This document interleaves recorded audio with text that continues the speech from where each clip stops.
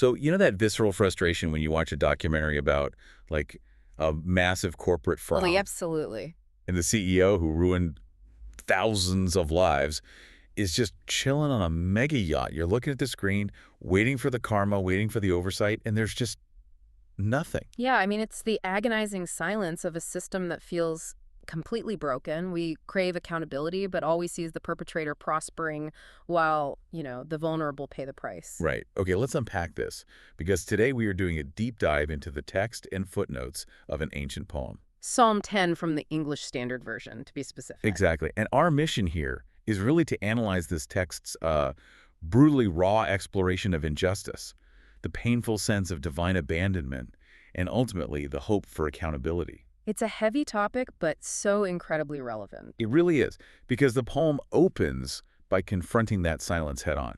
It basically asks, why do you hide yourself in times of trouble? Yeah, and it immediately profiles what it calls the wicked. And they aren't just generic bad guys, the text describes them lurking in ambush to catch the helpless, basically like a lion in a thicket. Which sounds exactly like that untouchable corporate predator mindset we just talked about. Right, exactly. They're ruthlessly acquiring assets, totally convinced that, quote, throughout all generations I shall not meet adversity. But here's where it gets really interesting. How does the text frame their internal justification? Well, they operate in this self-constructed moral vacuum. I mean, the core issue is their absolute belief in zero accountability. They literally say in their hearts, God has forgotten, or there is no God. Wow. So they really think no one is keeping score. Zero consequences. And the footnotes add a fascinating layer here, too. Where the main translation says they act in the pride of his face, the footnote offers an alternative translation. It suggests of his anger. Wait, of his anger? Because pride implies like a smug, passive arrogance. But translating it as anger makes it active, Right. right? It turns their oppression into a hot, visceral pursuit of the vulnerable. Right, it paints a picture of emotional violence, not just cold business. And this unchecked aggressive arrogance is what pushes the text to a breaking point.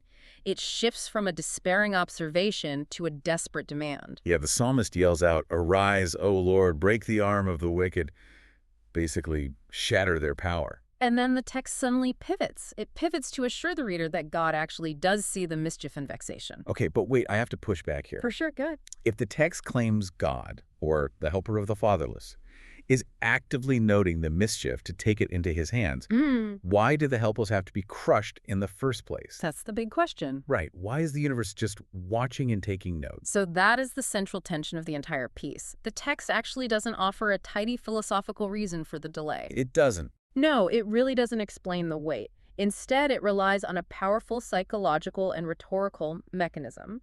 For the powerless, having their suffering acknowledged, knowing it isn't just vanishing into the void, is a form of cosmic assurance.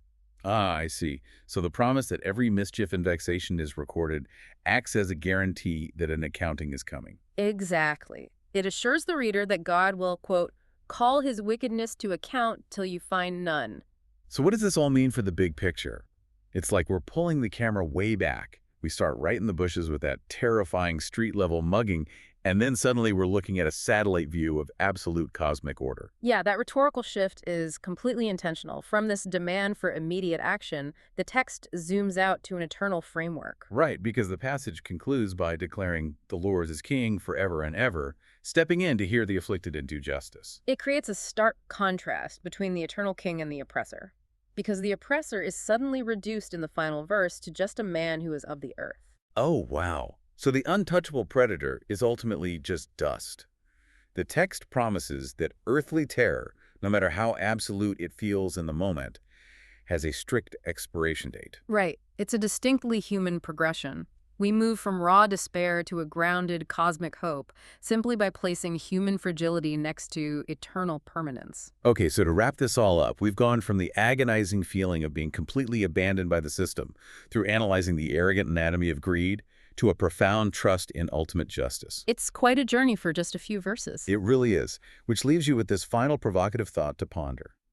If this ancient text promises that every mischief and vexation is meticulously noted for a final accounting, how does that reframe your view of the seemingly untouchable corrupt figures today who think no one is keeping score?